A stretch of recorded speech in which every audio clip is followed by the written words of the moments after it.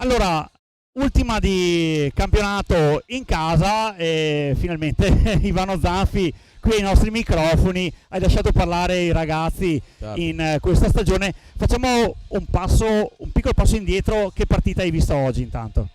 Allora, innanzitutto partendo dall'inizio ho visto una grossa crescita da parte del gruppo dei ragazzi del Montecchio. Sono molto contento per quello che stanno facendo. L'unica cosa è che facciamo fatica a portare a casa i risultati perché creiamo tante occasioni ma ne capitalizziamo poche. Manca il classico bomber. Sì. Ecco. Sapete la cooperativa del gol qua a Montecchio, no?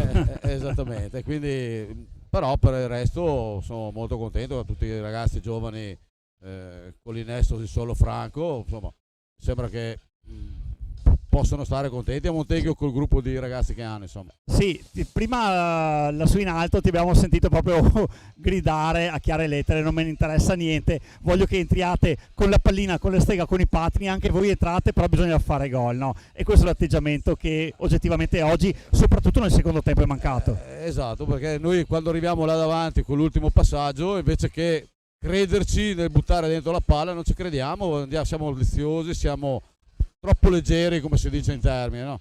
E quindi buttiamo via delle grosse occasioni che gli altri invece non buttano. Quindi punizioni di prima e rigori abbiamo una media purtroppo che non siamo riusciti a tirare su durante l'anno, e anche questo ci penalizza un po'.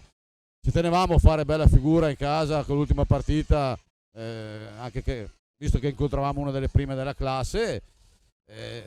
Il risultato mi sembra un po' bugiardo rispetto a quello che c'è stato, però come dicevo prima, se gli altri li fanno noi no, dopo lo score è quello che è, insomma. Ecco. Per te era anche un derby, insomma, sei modenese, quindi conosci molto bene l'ambiente. Che ambiente hai lasciato quando te ne sei andato a 17 anni? Che ambiente hai trovato adesso, insomma, parlo di Modena, Ma mi sembra adesso un ambiente molto ma molto più piccolo e ristretto di quello che era una volta l'Amatori Modena, piuttosto che la Villa d'Oro o anche l'ex Ginonagli. C'erano praticamente 3 squadre solo nella città di Modena, quindi è un ambiente un po' più piccolo. Mi sembra che le persone più o meno siano quelle che seguono e continuano a portare avanti l'hockey. Mi sembra abbastanza tranquillo come ambiente, come piazza, ecco.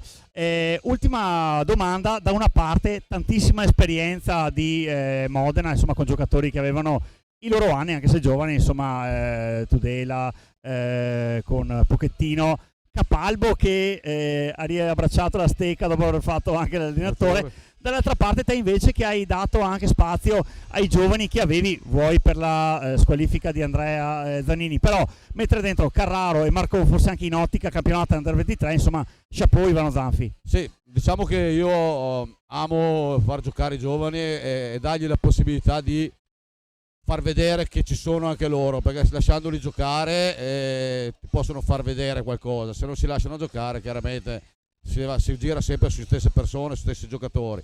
Loro hanno dimostrato non solo che meritano di fare, anche perché devono fare il campionato Under 23 tra 3 settimane, ma anche per l'ottica, secondo me, futura del Montecchio il prossimo anno.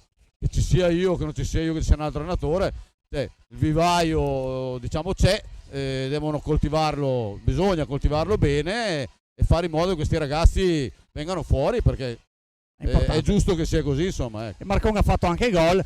Allora Ivano, io veramente ti ringrazio anche per le emozioni che ci hai fatto provare in questa stagione, che era partita in un modo e a mio avviso è finita in un altro, insomma, anche merito, grazie anche tuo per aver condotto questi giocatori. Io veramente ti ringrazio e ti auguro in bocca al lupo per il futuro. Vi ringrazio, grazie anche a voi per il supporto che ci avete dato durante tutto l'anno. Grazie.